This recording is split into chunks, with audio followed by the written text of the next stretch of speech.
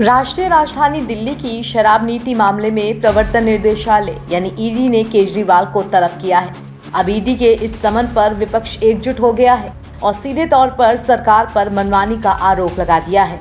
कई बड़ी विपक्षी पार्टियों के दिग्गज नेताओं ने एक साथ इसके विरुद्ध आवाज उठाते हुए कहा है कि दिल्ली के सीएम अरविंद केजरीवाल को ऐसा नोटिस साफ तौर पर सरकार का पक्षपातपूर्ण रवैया दर्शाता है। ये नोटिस सबको मिलेगा। अरे भाई 140 करोड़ लोगों को क्या जेल भेज देगी सरकार? जब 140 करोड़ नाराज हैं, 100 करोड़ तो है नाराज। पहले मैंने कहा था 110 करोड़ बढ़ गए लोग, और ये जो ईडी का छापा और इस तरह की घटनाओं के बाद 115 करोड़ भारतीय जनता पार्टी से नाराज हैं। क्या इन सबको जेल भेज दोगे? ईडी का बीजेपी का नोटिस मिला। ईडी नहीं, हमने बोलना बंद कर दिया। No ED, no IT, no CBI, BJP शब्द अलग है। ईडी अभी चुनाव का भी मौसम है, उन राज्यों में भी अति सक्रिय क्रियाशील हो चुकी है ये, और जाहिर है अरविंद जी को भी अब बुलाया जा रहा। तो सीधे तौर पे अब विपक्ष के नेताओं को भी ये हमने तय कर लिया कि हम सिर्फ बीजेपी से नहीं लड़ रहे, हम इन संस्थाओं से भी लड़ रहे हैं जिन्होंने अपने चरित्र हनन का खुद से विटनेस बनना स्वीकार किया। ये सभी जो उनके विरोधी है, उनके नेताओं के ऊपर मनी लॉन्ड्रिंग या और चार्जेस डालेंगे चुनाव से पहले और बंद कर देंगे।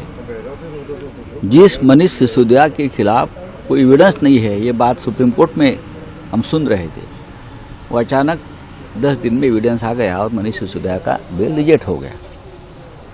संजय सिंह भी अंदर है, हम लोग भी बेल पर छूटे हैं। अभी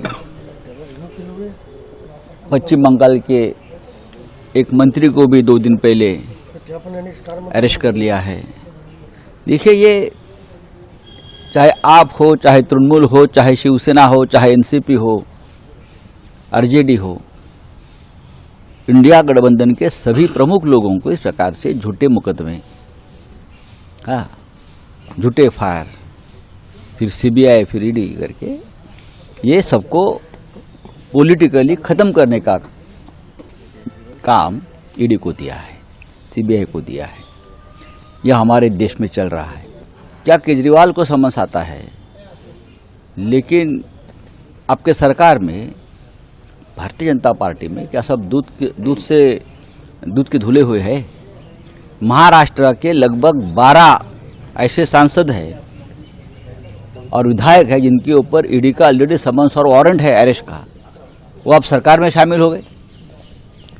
फिर अजीत पवार हो, हसन मुश्रीफ हो, भावना गवड़ी हो, प्रताप सरनाइक हो, ये सब तो सरकार में आपने शामिल कर दिया क्योंकि आपके पार्टी में आ गए।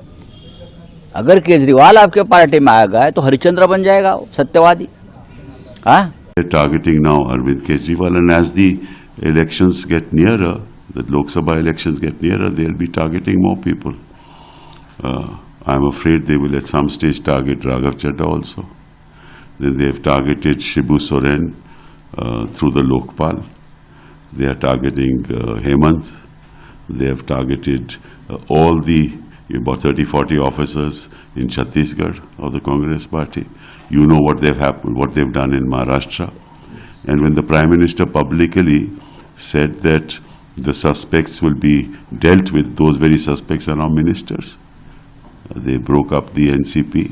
You know how they bought over, or they persuaded by means that I don't know, perhaps others know, as to how Eknath Shinde became Chief Minister, how they are targeting Madhya Pradesh, our leaders in Madhya Pradesh.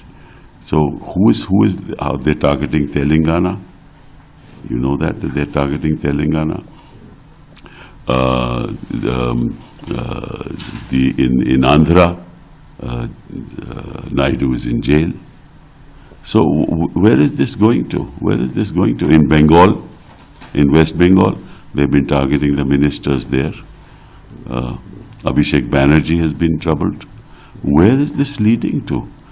And why are courts not waking up to the utter blatant misuse of PMLA?